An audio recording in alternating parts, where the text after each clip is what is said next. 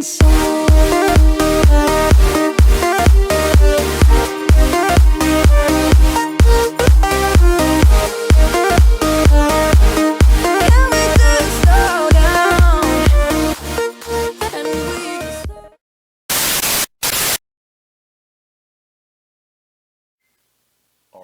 what's going on YouTube? Tall as fuck here with another video, and today we're going to give you guys an honest review on this brand new car that I just recently picked up, the 2021 BMW M235i. Alright, so it is basically my brand new car I just picked up. I was previously driving a 2020 STI, and it's a car that I wanted for a long time. You know, I've always loved the Subaru cars. I used to have a WRX beforehand, and I kind of wanted to switch things up. Not because I got bored of the car, just because, you know, driving like a manual transmission on a daily basis was like very tedious, I guess you could say. And yeah, I just wanted something that was a little more practical, a little more relaxing to drive.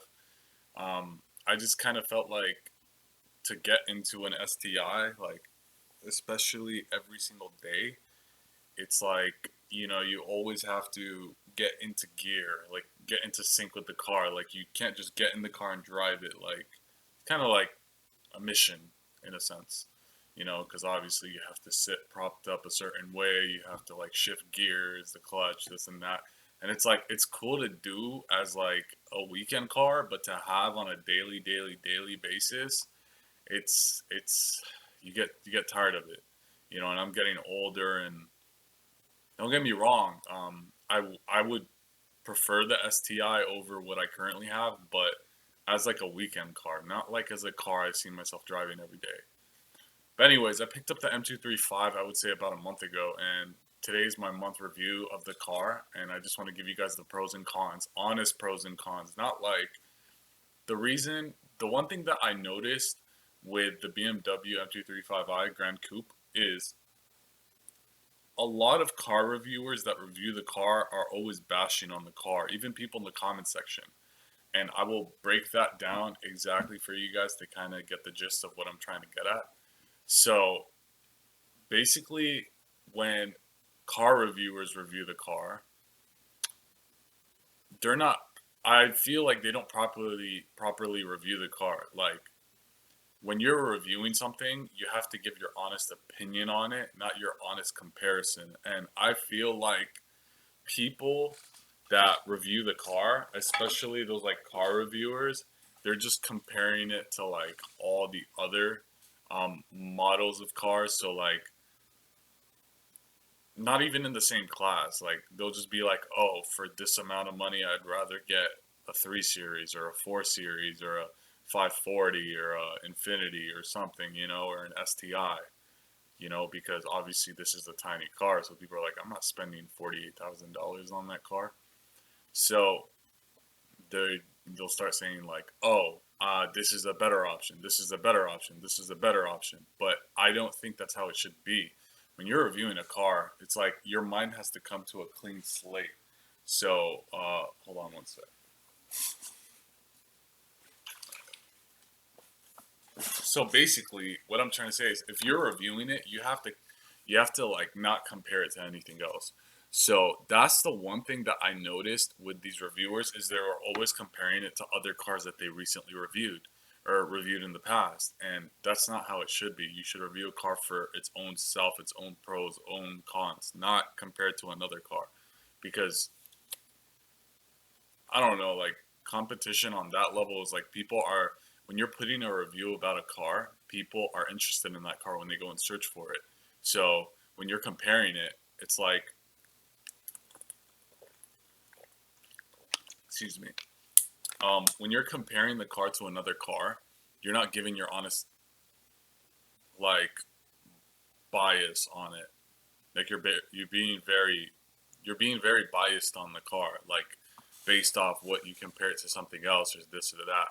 You know, if I'm going into Google or YouTube and I'm looking up M235, and that means I have an interest in the car. So I don't want to hear, oh, the S3 is better in the video, or the CLA is better in the video. No, I just want to hear, oh, it actually has pretty good power. It's pretty good handling or something. Not like comparing it like, oh, it has worse handling than the S3. Like it's not a market.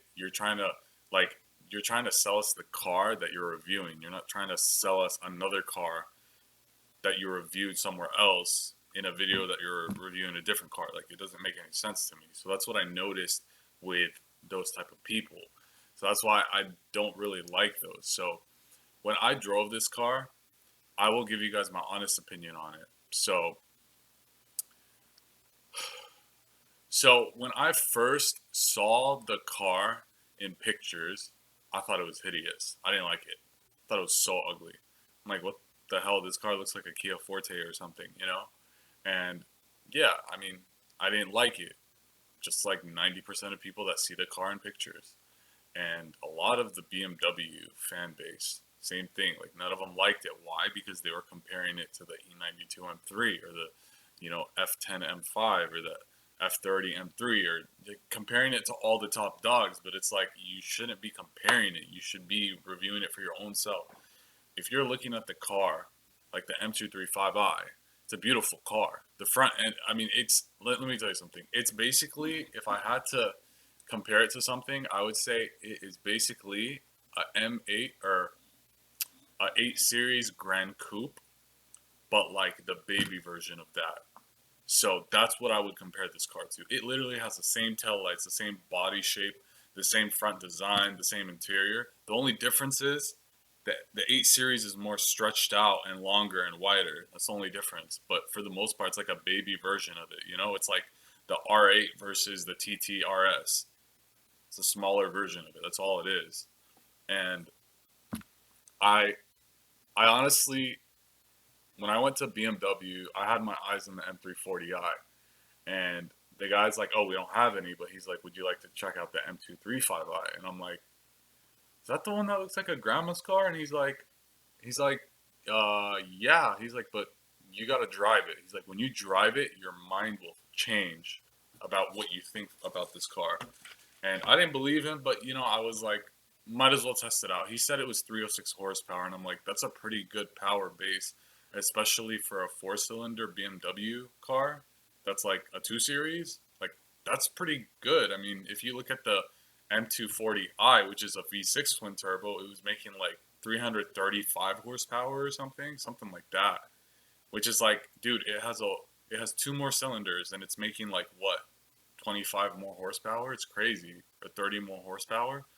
So I'm like, for a four-cylinder, that's very good. And apparently this is BMW's most powerful inline four engine. So that was another thing. So I ended up sitting in the car and I test drove it. And what I liked about it is it's all-wheel drive or front-based all-wheel drive, but for the most part, it's all-wheel drive. And dude, it drives like the STI. Let me tell you, it's a small little toy car that handles pretty good at high speeds, and um, yeah, I mean, it has the same power as an STI. It's all-wheel drive. Like the only like downside to it was, I mean, the exhaust note is cool and all, but it's just not. It's not my favorite. I think it's okay sounding, but I mean, it has. If you put an exhaust on it, it has explosive pops. I'll place a video clip in here after I talk so you guys can hear what it sounds like. And it has good exhaust. It sounds good. 19-inch wheels, which are two-tone chrome and black. And you get 6-piston Brimbos in the front, which are blue with the M badge on it. And then the rear, I think, are just normal brakes. I don't think they're two-piston. I think they're just, I don't remember the specs on the back ones. But yeah, so then you also end up getting so I got the package that has the black trim package with the reddish orange leather interior. So basically the first M235 I test drove was all white on the outside. Then I went to another dealership, and it was white with the black trim, the black lip spoiler, black fog light cover thingies, and everything was just blacked out. The trim all over the car, and even the mirrors are blacked out. So after I seen that, I'm like, okay, now it actually looks like a sporty car because it's all blacked out partially with white. So like it's a good contrast. Like I like it. So that was another positive that I got with this too. And then I mean the interior is kind of tight if you're sitting in the back. I'm 6'4". I fit perfectly in the front with the seat all the way back and all the way down. And I mean, if you're in the back seat behind me, good luck to you. You're probably not going to fit. But I mean, for the most part, the passenger and the middle is always clear for other people. So worst case, they can just sit there. But I don't really have people in my car. It's typically just one or two people at most. But yeah, I mean, it's very spacious. I mean, it's a nice color, nice brakes. Everything is just like nice. The headlights are nice. It comes with remote start, which is really cool. You can remote start it from your phone or the key. And you also get this feature where you can, like, when you walk away, it automatically locks and closes the mirrors. And then when you walk towards the car, it unlocks it and turns on the headlights. So it's like very modern and futuristic. And then it also has wireless Apple CarPlay. So it has a lot of good stuff. And just driving it, I mean, it has launch control. So that's really cool. And the car was rated for 0 to 60. It's 306 horsepower, like 332 or 330, 306 horsepower and 332 torque, something like that. And it does 0 to 60 in 4.8 seconds. Apparently, is what it says on Google. But most BMWs recently have been very underrated. So if I actually recently saw, or I think from a year ago, I saw a video of CarWow doing 0 to 60 time. I watch a lot of their videos, and basically they did a 0 to 60, and this was the first go, like first launch that he did. He got 0 to 60 in 4.4 seconds. So, I mean, for that being the lowest M model BMW, like not even M, not M2, it's like literally the halfway point, the M235i. It got 0 to 60 in 4.4 seconds. Whereas I think the M3, which is probably double the price or something, it's like 0 to 60 is like 3.9 or 7 or 8 or something, which you're not even going to hit that 0 to 60 90% of the time because it's rear wheel drive. You're going to spin up most of the time. This car's all wheel drive. You're going to consistently keep hitting those 0 to 60 times at 4.4, 4.5, whatever. So it's a very consistent car. I actually haven't tried to like race anybody yet. I mean, I just like drive it around and post videos and stuff. But I'm gonna tell you something. It's an amazing car. I love the way it looks. The way it sounds is it's good. I like it because it has explosive pops and burbles, so I like that. The way it looks is like I love the whole front end, but then the rear end I'm kind of like iffy about it. And then the speed wise, I feel like it's a good car to come from the factory. But if you actually do a JB4 tune and you put an intake, you'll get like apparently 50 wheel horsepower or something, which then will push you up at like 310, 320 wheel horsepower on this car, which is that's a pretty good number for what you're gonna spend like $800 on that for an intake and a JB4 tune. You know, intake's like 200-300 bucks. JB4 tune's like 500-600. So it's like for $800, you're gonna have a 320 wheel horsepower car. That's not to mention really tiny and lightweight compared to those bigger cars. So it's pretty insane in my opinion. And it's all wheel drive on top of that. So that's also something very cool. So I will tell you guys one thing. It's a great car. It's fast, it's luxurious, it's sporty, it sounds very good, it's tuned very nicely, and it's nice. It's nice. Get the right packages and it's nice. I wouldn't personally get the brushed metal trim. I would say get the gloss black trim and add your carbon fiber pieces to the car. I'm gonna get like a carbon fiber duckbill and mirrors as well to match. So I would say it's a nice car. It's fast, but the only thing I'm not agreeing with is it's not worth the money, in my opinion. I think paying almost $50,000 for a 2 Series is too much in my opinion. That's pretty insane, especially knowing that, you know, older BMW like 340i's and stuff were typically around that price range, like 40s to 50s, and that's like a much quicker car. So it's like a car that's much smaller and not as quick, being higher priced. I don't know. That's the only thing I disagree with is BMWs are getting way too expensive nowadays. So if you're looking to get this car, I would basically say lease it. Enjoy it temporarily, but if you're looking to buy it and own it long term, I wouldn't say do that because it's not worth the money. Not at all. And I'm sure the resale value is probably horrible.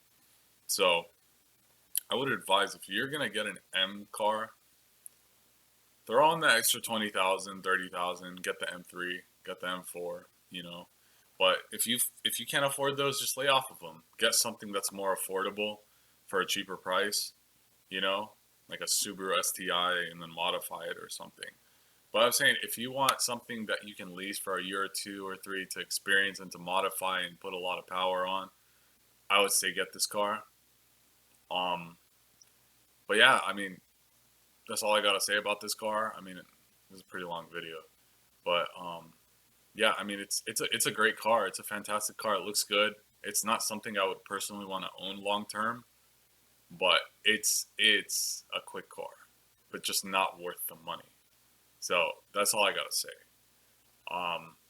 Also, when you see it in person, you definitely will think it looks a lot better than it did in the pictures. That's what happened with me, anyways, and I feel like that's what happens with a lot of people.